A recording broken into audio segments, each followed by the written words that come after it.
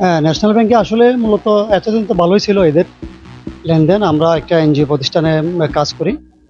তো আমাদের সাথে তাদের লেনদেনটা খুব ভালো ছিল। মাঝখানে আজকে ২ মাস ধরে তাদের তারল্য সংকটের কারণে আমাদের যারা ক্লায়েন্ট, আমরা যাদেরকে অ্যাকাউন্ট পে চেক দিচ্ছি, তারা চেকগুলা ক্লিয়ারেন্স হচ্ছে না।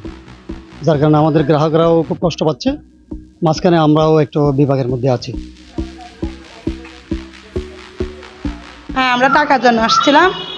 টাকা ৫০,০০০ টাকার জন্য আসছি, দিছে আমাদেরকে ১০,০০০ টাকা। ব্যাংক নাকি এখন লাটে উঠে গেছে।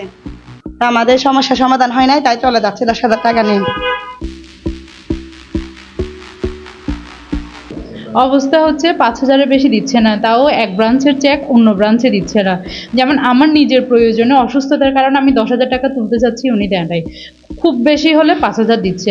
এই যে ওর চেক নিয়ে আমার আরেক ফ্রেন্ডের কলিগের চেক নিয়ে ও আসছে, ওকে দেয়ই নাই।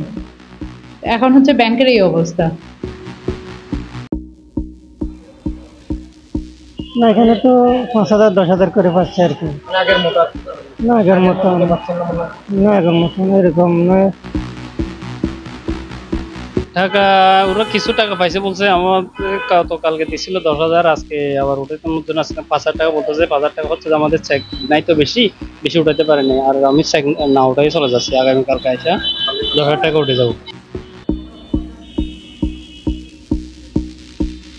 আমরা কিছু কিছু পাচ্ছি, যদিও পুরো আশানুরূপ নয়, তবে কিছু কিছু আমরা টাকা পয়সা পাচ্ছি। টাকা পাচ্ছি, হয়তো সমন্বয় হিসেবে যা দরকার তা পাচ্ছি না।